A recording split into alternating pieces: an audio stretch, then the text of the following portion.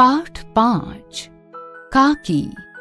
एक दिन सुबह सवेरे शामू की नींद खुली तो उसने देखा कि घर भर में कोहराम मचा हुआ है। उसकी माँ नीचे से ऊपर तक एक कपड़ा ओढ़े हुए कंबल पर भूमि शयन कर रही है और घर के सब लोग उसे घेर कर बड़े करुण स्वर में विलाप कर रहे हैं। लोग जब उसकी माँ को शमशान ले जाने के लिए उठाने लगे तब शामू ने बड़ा उपद्रव मचाया। लोगों के हाथ से छूटकर वो माँ के ऊपर जा गिरा। बोला, काकी सो रही है, इसे इस तरह उठाकर कहाँ ले जा रहे हो? मैंने नहीं ले जाने दूंगा। लोगों ने बड़ी कठिनाई से उसे हटाया। काकी के अग्नि संस्कार में भी वह न जा सका। एक दासी राम राम करके उसे घर पर ही संभाले रही। यद्यपि बुद्धिमान गुरुजनों ने उसे विश्वास दिलाया कि उसकी काकी उसके मामा के यहाँ गई है, परंतु यह बात उससे छिपी न रह सकी कि काकी और कहीं नहीं ऊपर भगवान के यहाँ गई है। काकी के लिए कई दिन लगातार रोते रोते उसका रुदन तो धीरे धीरे शांत हो गया, परंतु शोक शांत न हो सका। वह प्रायः अकेला बैठा बैठा शून्य मन से आकाश की ओर ताका करता। एक दिन उसने ऊपर पतंग उड़ती देखी तो न जाने क्या सोचकर उसका हृदय एकदम खिल उठा। पिता के पास जाकर बोला, काका मुझे एक पतंग मंगा दो, अभी मंगा दो। पत्नी की मृत्यु के बाद से विश्वेश्वर बहुत अनमने से रहते थे। अच्छा मंगा दूंगा कहकर वे उदास भाव से और कहीं चले गए। शामू पतंग के लिए उत्कंठित था। वो अपनी इच्छा किसी तरह न रोक सका। एक जगह खूंटी पर विश्वेश्वर का कोट टंगा था। इधर उधर देखकर उसने पास देखा, एक स्टूल सरकाया और ऊपर चढ़कर कोट की जेबें टटोली। एक चवन्नी पाकर वो तुरंत वहाँ से भाग गया। सुखिया दासी का लड़का भोला शामू का साथी था।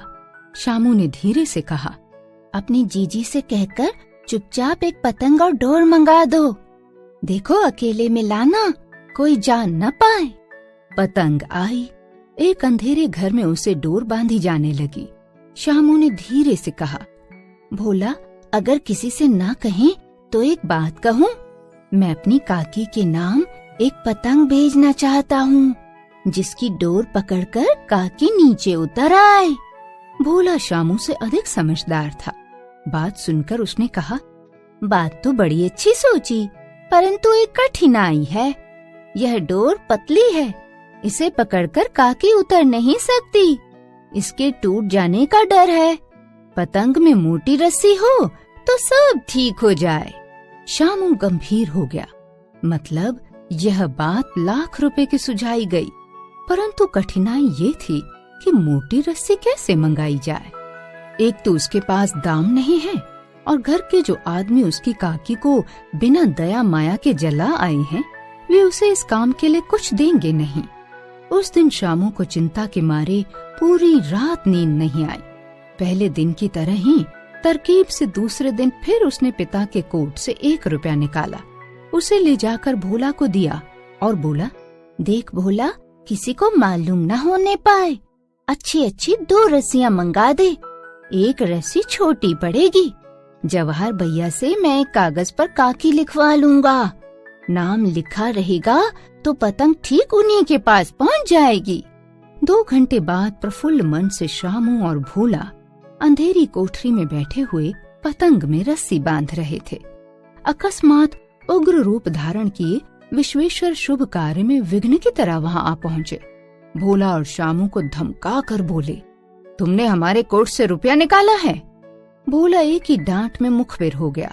भोला, शामू भैया ने रस्सी और पतंग मंगाने के लिए निकाला था। विश्वेश्वर ने शामू को 2 तमाचे लगाकर कहा, चोरी सीख कर जेल जाएगा। अच्छा, तुझे आज अच्छी तरह समझाता हूँ कहकर फिर कई तमाचे जड़े और कान मलने के बाद पतंग फाड़ डाली। अब रस्सियों की ओर देखकर पूछा, ये किसने मंगवाई? भोला ने कहा, इन्होंने मंगवाई थी। कहते थे पतंग तानकर काकी को राम जी के यहाँ से नीचे उतारेंगे। विश्वेश्वर हत बुद्धि होकर वहीं खड़े रह गए। उन्होंने फटी हुई पतंग उठाकर देखी। उसके कागज पर लिखा था, काकी, सियाराम शरण गुप्त।